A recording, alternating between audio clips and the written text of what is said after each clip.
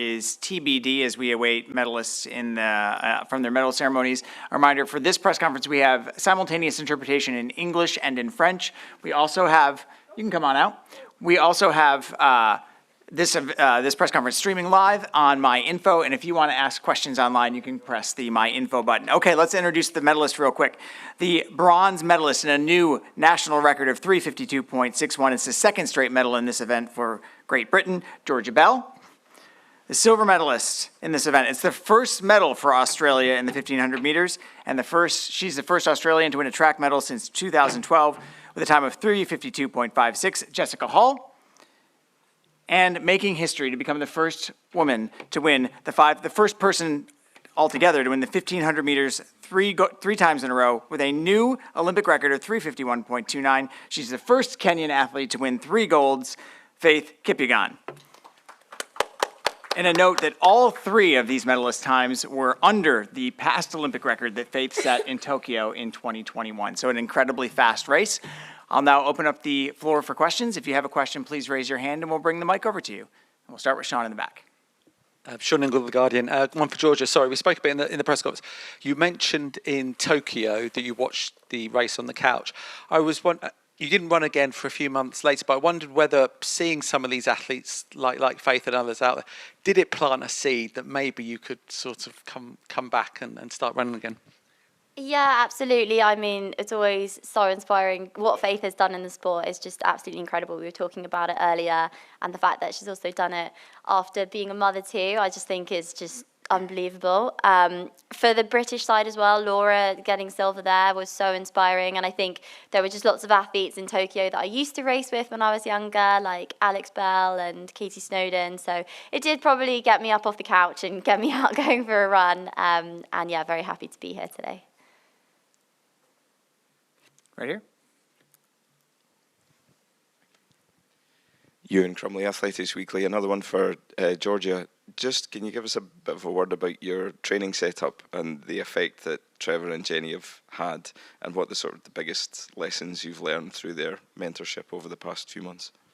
Yeah, I mean, they're just a great team. It's really special to be part of that training group. I worked with Trevor before I went over to the US many years ago on a track scholarship, and he got me running my best, went over in the NCAA, didn't run so well and quit after that. So I knew that if I was going to go back to running, I only wanted it to be under that coach. So Trev is great. He's the man with the plan. I have full trust in the program. And then Jenny brings such a special dynamic to it because she's done it all before. She's a really great mentor, and the whole group feels like a family, and we have a lot of fun, but we work really hard as well, and it's just a really happy environment that I'm lucky to be a part of.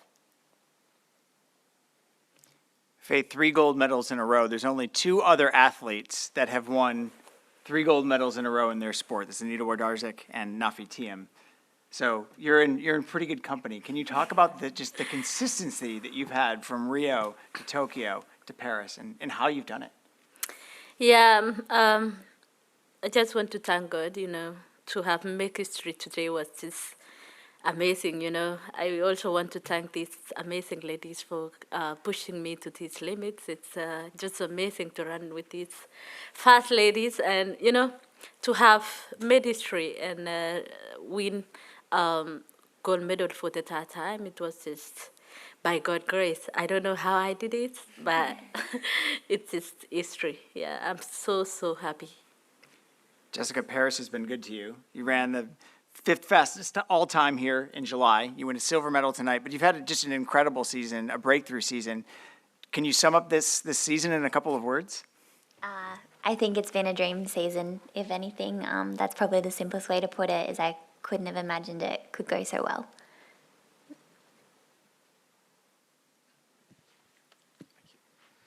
Question for Faith. Could you explain the difference about how you approach something like pursuing a world record compared to going for an Olympic gold?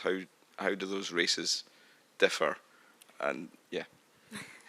Yeah, it's 2 different races. When you're running Diamond League, you just follow the pacemaker and the wave flights. But in championship, it's a tactical race. It's anybody's race. So to have come here and run today as I ran after traumatic 5,000, it really took a lot.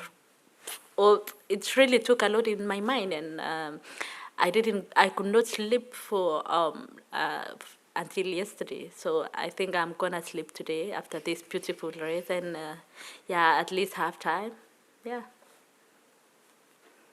Can all three of you kind of touch on the atmosphere in the stadium? We know that this place is electric. The final night of athletics, it was so loud in there. What role did that play in your race? I mean, I have to imagine that you've never seen an environment like that before.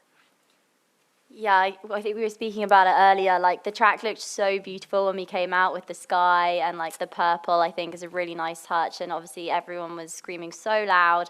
I think you can see the impact it has just from the times that we ran. Like, I did not realize how fast we ran until we crossed the line.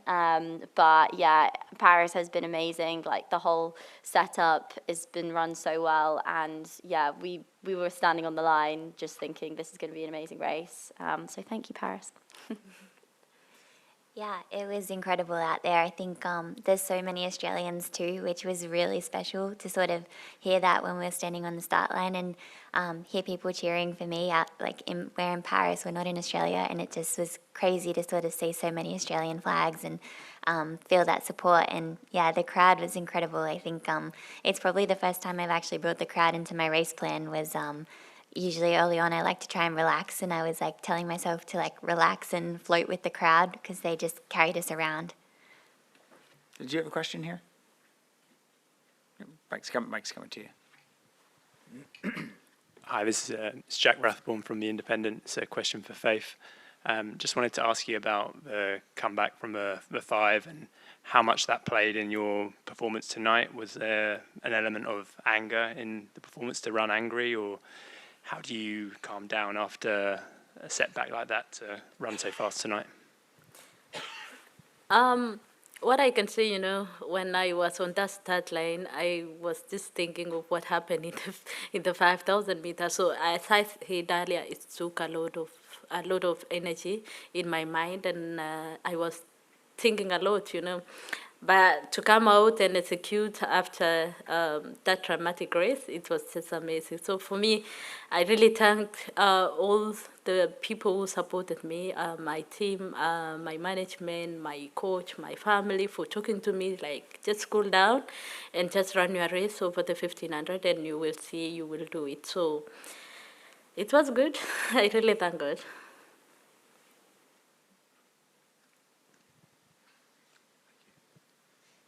Faith, would you say this is your most complete performance that you've ever had? And if not, which one is? The question is mine? Yeah.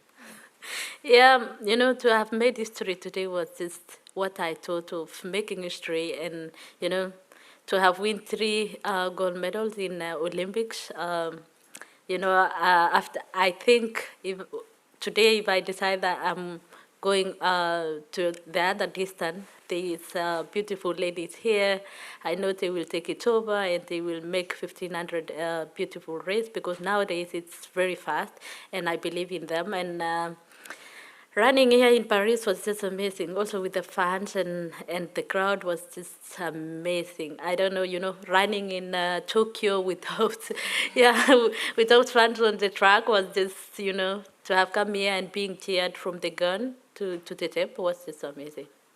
Yeah. Any other questions for the medalists in the women's 1,500 meters? All right, Georgia Bell, Jessica Hall, Faith Kipyegon, the fastest 1,500 meter final in Olympic history. Congratulations and thank you. Thank you. Thank you so much. We can now stop the stream.